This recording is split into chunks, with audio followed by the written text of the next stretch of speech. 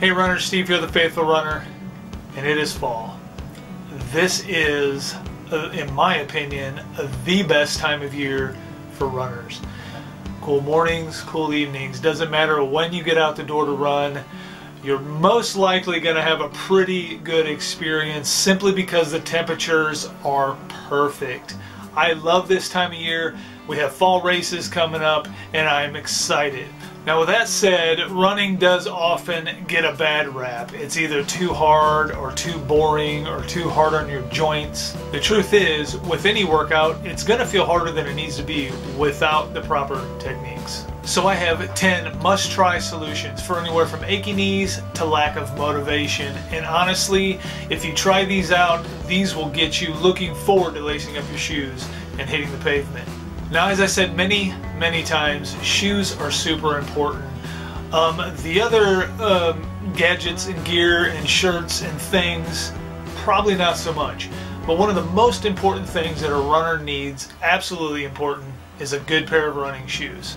But with a good pair of shoes comes proper technique, and how to run in them shoes is more important than the shoes themselves. So no matter how cushiony the heel of your shoe is, no matter how good it feels, that really doesn't matter if you're not running with a proper technique. Now, your body is not designed to land on its heel.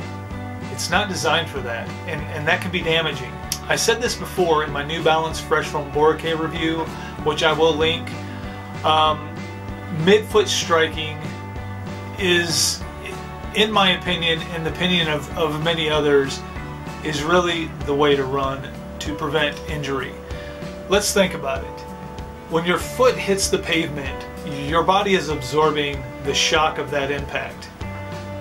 Your heel is made up of bone and joints, and you don't want the bone and the joint absorbing that impact. Your midfoot is made up of muscle and tendons. You want the muscle to absorb that impact. Midfoot striking activates your body's natural shock absorbers. So tip number one is shorten your strides. When you shorten your strides, you're most likely to land on your midfoot. So no matter what you were taught, the longer strides are not the way to go. Shorten your strides up a little bit so you land more midfoot. This is a great technique that will definitely make you feel better out there on your short and long runs. Number two, building up your thigh muscles. Now, again, we're talking about your body absorbing the shock when you're out there pounding the pavement. One of the most common causes of knee pain is weakness in the thighs and in the hips. So building up thigh muscles is important, and there is loads and loads of routines, 10-minute routines and things like that on the internet that you can find to build up those thigh muscles. Just Google it, you'll find it, and it is an important way of absorbing the shock and protecting your knees and your hips. Tip number three, go up a shoe size. Now this is a tip from running coach Hal Higdon, and I feel that this is definitely an important tip. Your feet will increase in size when you run, especially for new runners who are just getting out there and just getting training. Think about it, you are taking on so much more water, at least you should be. That is a tip inside a tip, plenty of fluids. You are taking on more water, and all that water is kind of flooding your extremity, making your feet swell as you run. So that's where purchasing the right sneakers comes into play. Shoes are super important. I always tell people who are becoming beginner runners, look, the only thing you need is a great pair of shoes and yourself. The watches and the gadgets and all that can come later. Shoes are important. You need to go to your professionals to fit you with the right shoes. You need running shoes, not walking shoes. Don't try to go find your own pair of shoes. Go to someone who knows what they're talking about, who can watch how you run and how your feet land, and they can set you up with the right shoes. And those stores are out there everywhere. So go to the professionals and help them find the right pair of shoes so you can have a great running experience. Number four, splurge on a good pair of socks. Now I know I said the only thing you need is good shoes, but shoes and socks kind of go hand in hand. And they have great socks out there to prevent blisters and rubbing and all sorts of stuff. I personally wear Balega socks. Love them. I wear them even when I'm not running. I love these socks. They feel amazing on my feet, and they keep all my shoes from rubbing the wrong places. There's a huge difference between socks. $1 pair of socks, a $10 pair of socks, alright, seems a little pricey for socks, but think about it. It's moisture wicking, it's blister preventing, it's rub preventing.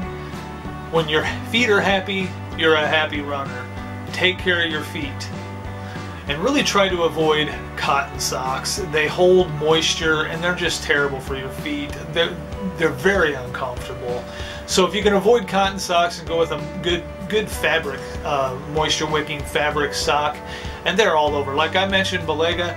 But again, if you go to your professional shoe stores where they fit you with your shoes, they're gonna get you the right socks too.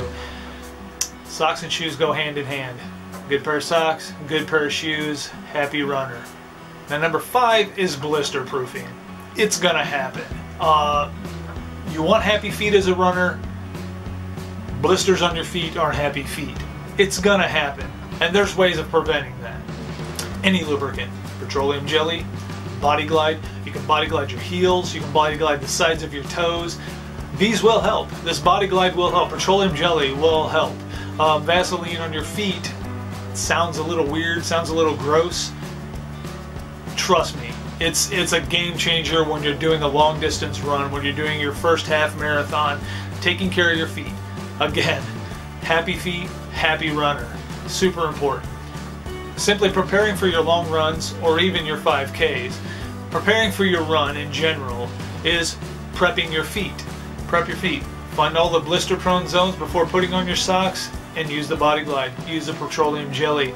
Use something that will help prevent them blisters from happening. And if you do feel blisters coming on, act fast. Get it taken care of as quick as possible so it doesn't get worse. Tip number 6. Have a positive mind.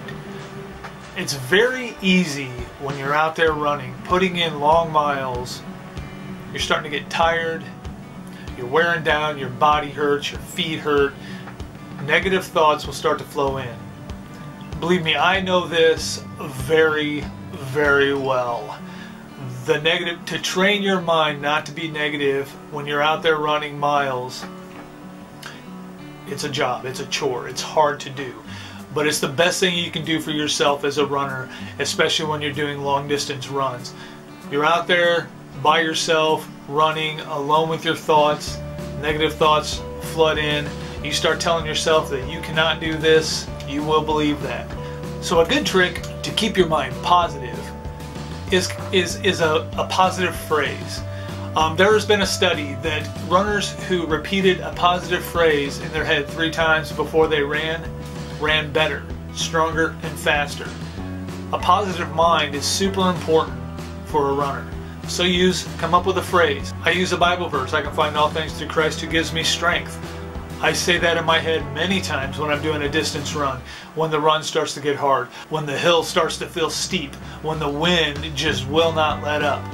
I recite that Bible verse in my head, and it really does help to push out the negative thoughts.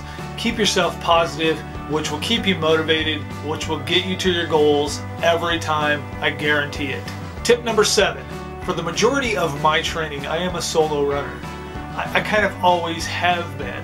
I don't mind it. I like the time alone to pray and think and work out issues. I like listening to nature. I like to be alone when I run. It really doesn't bother me. Sometimes. To be a solo runner all the time is not a good idea. So you should run with friends. Find a group of runners to run with. First of all, you're going to find motivation through those people. You're going to see how running is changing their physical abilities. You're going to see them reaching goals. You're going to see them accomplishing things. That is motivating in itself. When you see your fellow runners reaching goals and hitting PRs and running faster and running stronger, and you see from where they started to where they are now, that is motivating. So don't always run solo. Run with some people every now and again. Run with some friends. Join a run club or hook up with a group of people who enjoy running. that is a great way to keep yourself motivated and to keep yourself out the door and to keep yourself running on a schedule. For one, you kind of feel obligated. If you have a group of people you run with and they run Saturdays and Thursdays, you kind of feel obligated to be out the door on Saturdays and Thursdays running with your friends. It's a great way to stay motivated. It's a great way to keep yourself running. Give it a shot. Tip number 8, for you beginner runners especially, slow your pace. Speed isn't everything. Running at a gentler pace will definitely pay off later. As you become fitter, your body will become more efficient at turning oxygen into energy. Now, after you've conditioned your body and you've become fitter, being faster will become easier without running out of steam. Tip number 9 is breathe through your nose and your mouth at the same time. Forget the old wives' tale of in through the nose, out through the mouth. No good. You want to pull in as much oxygen into your body as you possibly can. And breathing through your nose and your mouth at the same time is the most efficient way to get oxygen into your body. You will feel much better on your run if you can learn this technique. Your body will feel better and your runs will go much smoother. Tip number 10, practice belly breathing. Now, tip number 10, it's a great tip. But if you're running a marathon or a half marathon, they have people taking pictures everywhere. When you practice this technique, make sure there's not a photographer nearby. Allowing your chest and your belly to expand when you take in breaths relaxes your body and allows oxygen into your muscles more efficiently. So don't be afraid of them great big deep breaths when you're running. When you're out there running a race, when you're out there doing your long run or you're running your half or full marathon, don't be afraid to get in a good deep breath every once in a while. Let your belly and your chest expand. Just take a nice deep breath. It really, really feels good and it really does help. And this is a fantastic tip. But if you're going to be poking your belly out during a race, you don't want anybody to get a picture of that. You really don't. Anyway guys, that is my 10 tips. I hope these are helpful to you runners. Like I said, this channel really does cater to the beginner runner, but these tips are great for people who have been running for years. And just something to give it a try. See how this affects your running, see how this affects your long runs and your races, and post in the comments below. Let me know if I helped you out today, and I hope I did. Until next time, live, love, run. I will see you guys in my next video.